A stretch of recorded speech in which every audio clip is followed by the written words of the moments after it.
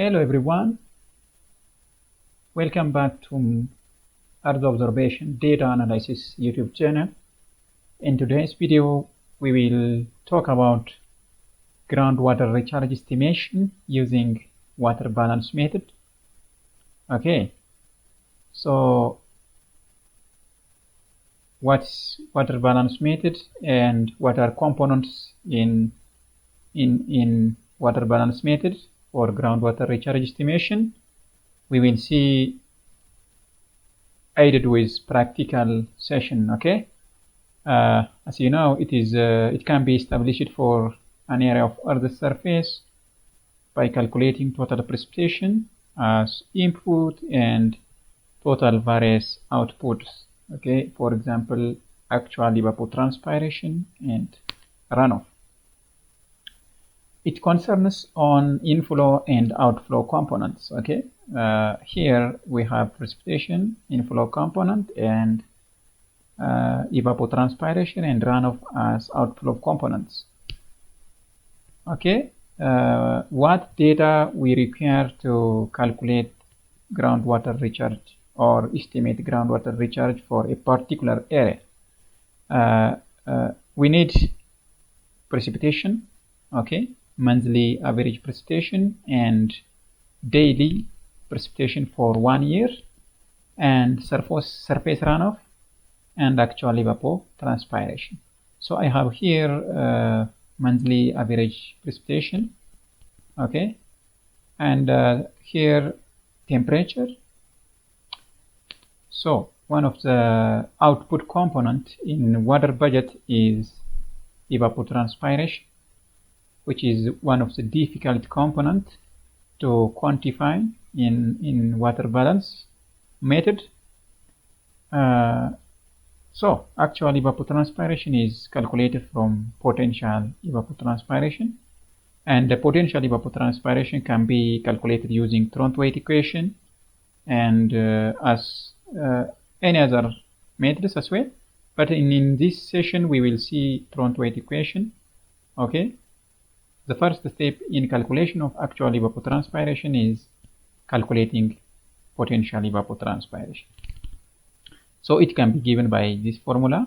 It is Thornton equation 1.6 times P bracket 10 times temperature, it's monthly temperature, over I means annual heat index, the power of A. So what are variable B and exponent A here? P is monthly correction factor for latitude effect, depends on your geographic location.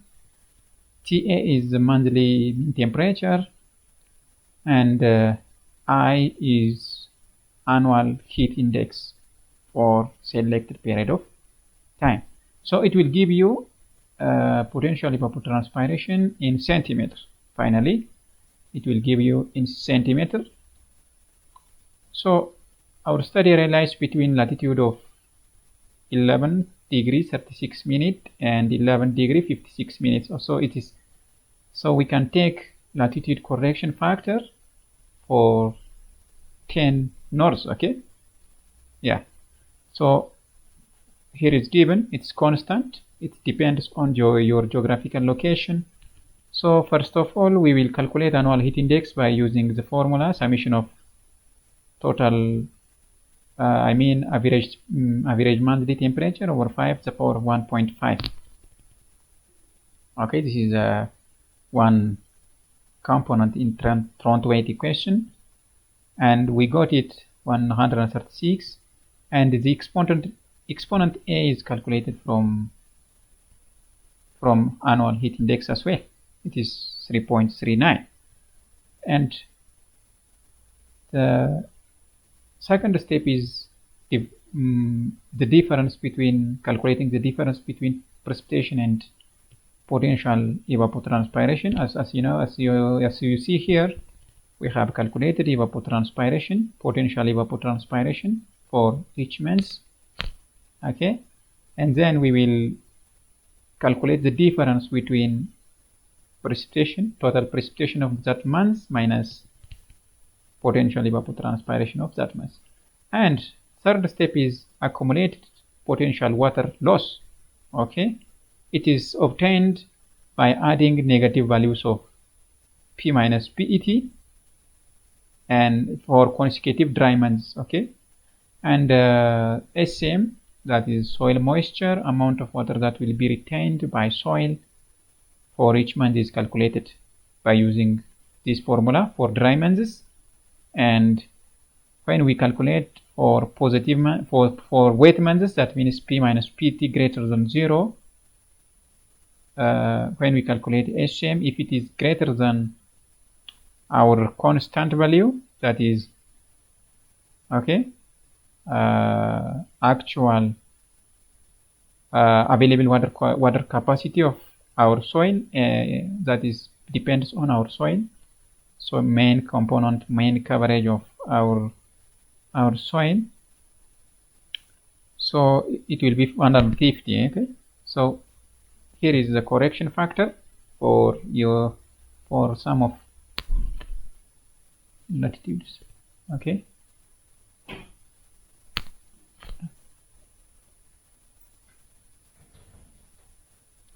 okay, depending on your location, you can take correction factor B, and this one is okay, this one is available water capacity for your study area. So if your study area is mainly, your land is not covered, or land use practices mainly corn, cereals, and moderately deep rooted crops, and if your main type or majority of soil class is fine sandy loam, you can take available water capacity 150. Okay, that's it. So in this, if SM value is, soil moisture value is greater than available water capacity, we will take the constant 150. Okay, yeah, that is it. We will see in practical.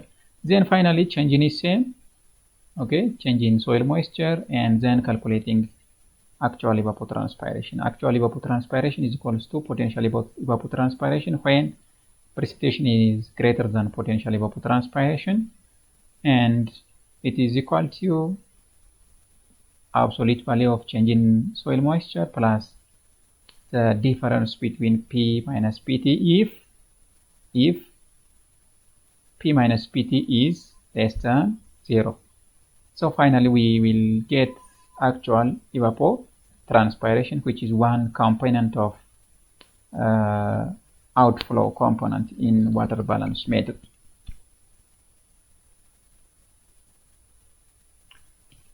Okay, another outflow component here is runoff, that is amount of groundwater recharge is calculated by using water budget formula, precipitation minus actual evapotranspiration minus runoff. So here runoff is calculated using precipitation, that is daily precipitation for months. Okay, for 1 year. Okay, so you have to have daily precipitation, P minus 0.2s the whole square over P plus 0.8s. This is the runoff formula. So what is S? S is surface retention, calculated by using this formula. Cn is curve number here. It is constant value determined depending on soil type. Okay, soil type and land use practice. Okay, so here, if your area is cultivated is conventional tillage, and you know A, B, C, D are soil types. Okay, if your soil type is mainly grouped in B, so you can take 81. Because of that, I have taken 81 here. So you can take based on your depending on your study area. Okay, the land use practice and soil type. So S is calculated as 2.34. Then runoff is calculated on daily basis. the days with precipitation whose values which have precipitation in inch greater than 0.2 s are used. Okay, that is it. And total runoff in millimeter is used for groundwater recharge estimation. So we got 150, then finally we calculated groundwater recharge. So let's see in practical. Okay, let's start with the practical session. So I have here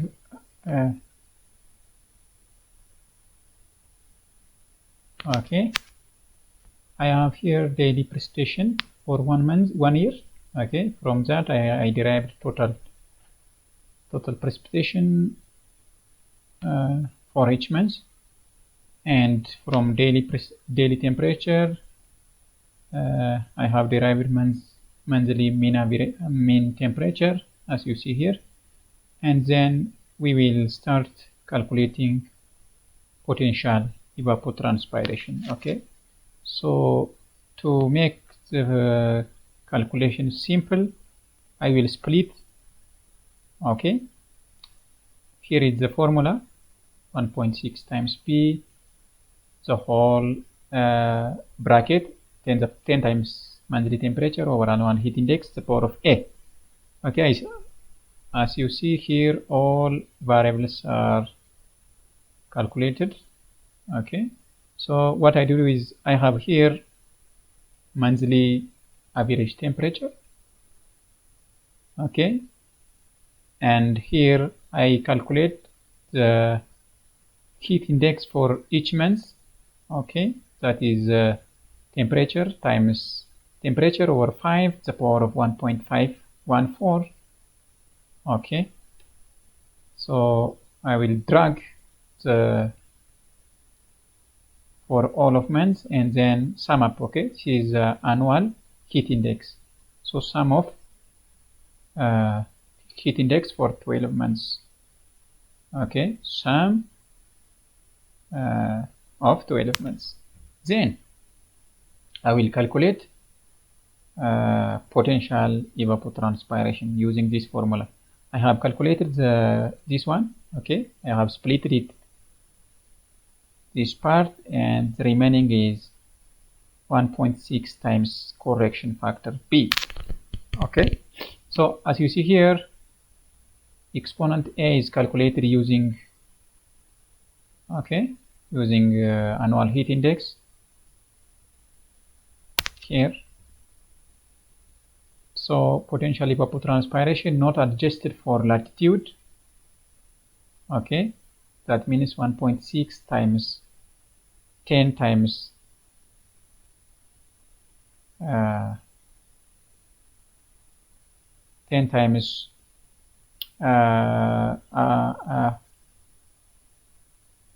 okay, yeah, 10 times monthly temperature over annual heat index, the power of A. A is calculated here. Okay, I'm taking all those values. Okay, so this, it is not calculated, it's not adjusted for, not corrected for latitude. Okay, you can drag, and for all of other months, then latitude correction factor for my study area is this one, so I will use them directly multiplying. Okay, and adjusted potential evapotranspiration times latitude correction factor. So drag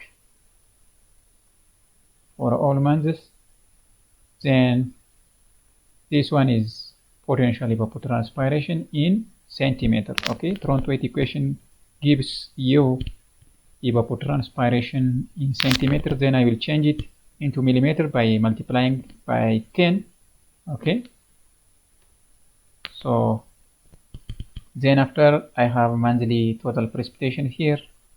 Okay, here I have monthly precipitation. Then the second step is, I have finished the first step.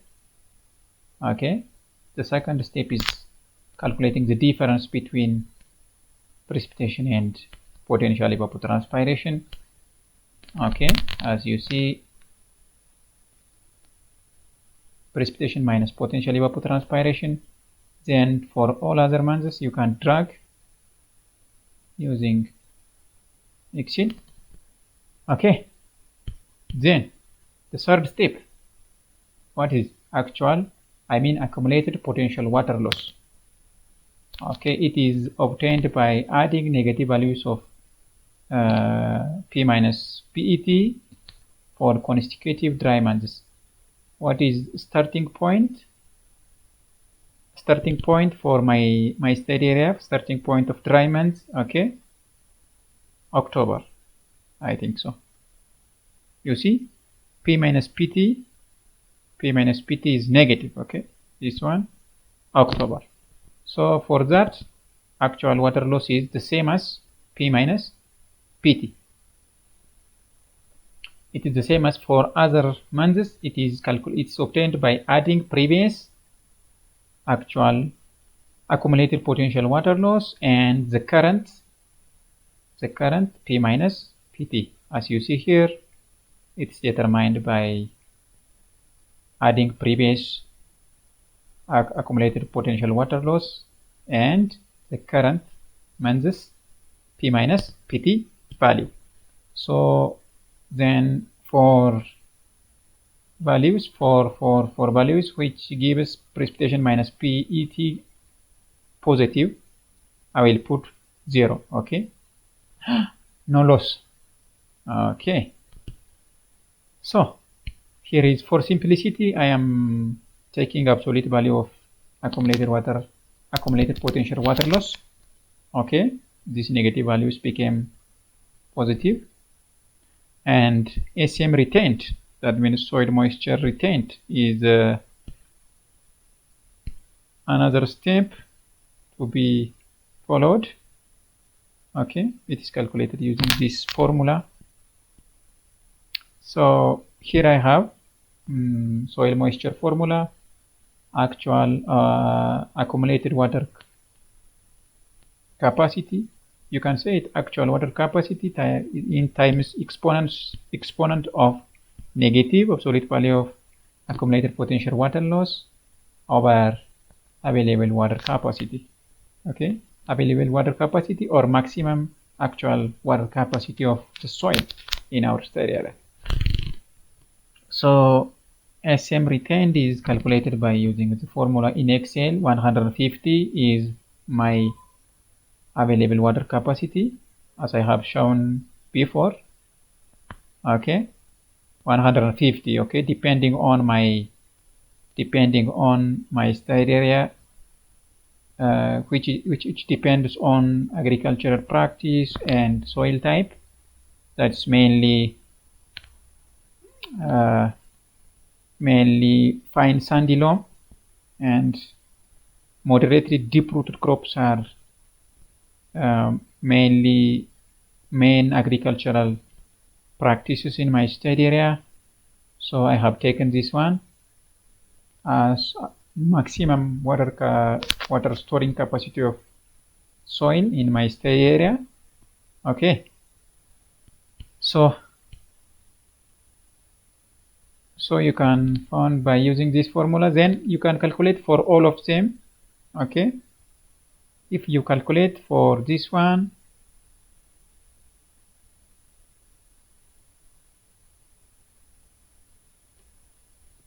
yeah, it comes 150. Okay, if it's greater than 150, you have to put 150. Okay, the maximum storing capacity is 150. So change in SM, that means previous month's soil moisture minus the current month's soil moisture. Okay, the previous one is this one, and the current minus previous. Okay, the current is this one and previous is this one. So it will be calculated by using this way. And finally, actual evapotranspiration is equals to potential evapotranspiration. Okay, when when change in SM is positive. So change in SM is positive for starting from here up to here.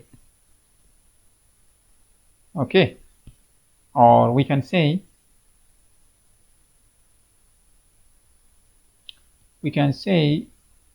precipitation minus potential evapotranspiration is positive. Okay, for these areas, for these menses, actual evapotranspiration is the same as potential evapotranspiration.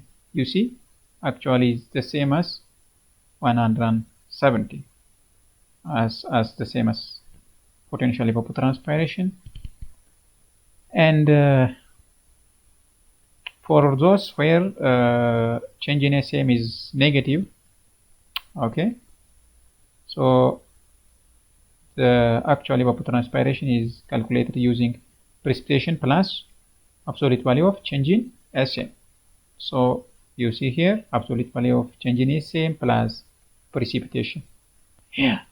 Then finally the sum of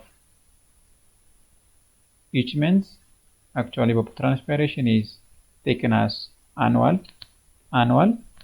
actual evapotranspiration. So we got one component, that is actual evapotranspiration, outflow component in water balance. Then another component is runoff. Okay, so I have precipitation for 1 year, as you see here. It's daily precipitation. Then I will change it, the precipitation value measurement into inch, okay, by using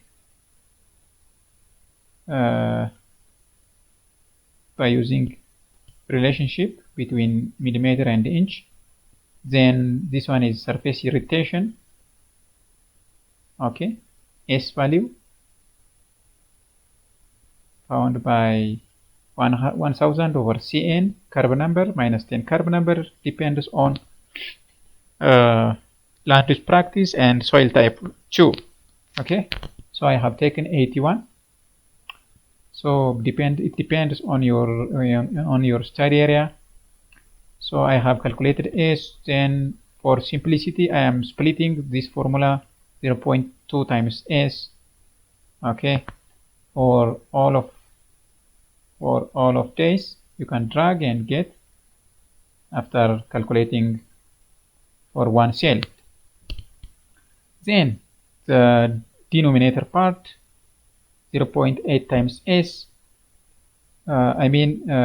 This one is numerator. So why I am using here if-else function? Okay, we will calculate only for values for days that have precipitation in inch greater than 0.2 S. Okay, so if precipitation is greater than 0.2 S, so perform this formula. Okay, perform this formula, P minus 0.2 S the power of 2, unless put 0. So because I do not need those days that have precipitation less than 0.2 S. This is how runoff is calculated, because the precipitation that is less than 0.2 S will not give runoff. Then I will simply calculate runoff as P minus 0.2 S the whole square over P plus 0.8 S. Then drag it. Okay, then it will give you in inch. Okay, finally, then I will sum up. Okay, this one is sum of 365 days measurement, so it will give you runoff in inch. Then I will change it into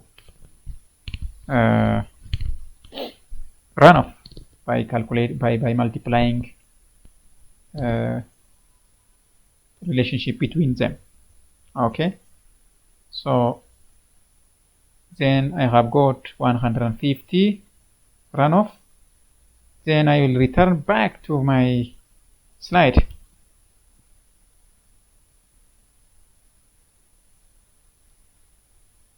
finally what we have done is we got runoff 150, we got actual evapotranspiration 628.68. so all of measurements should be in one measurement. They are in millimeter, so 780% 0.82 is 2 millimeter is annual groundwater recharge for my study area. So this is simple. This is all about groundwater recharge estimation using water balance meter. If you have any question and any other questions related to this topic, write on comment below and I will respond. Okay, so thanks for watching. See you.